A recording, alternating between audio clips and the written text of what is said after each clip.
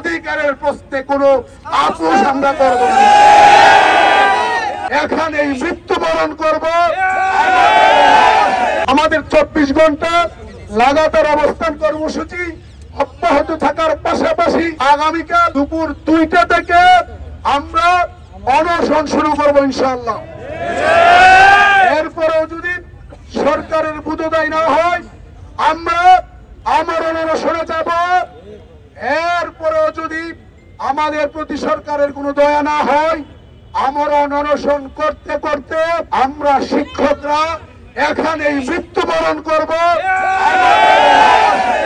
আমাদের দেহ এখান থেকে জীবিত যাবে না, আমাদের লাশ এখান থেকে যাবে। অধিকারের প্রশ্নে কোনো আপোষ আমরা করব না।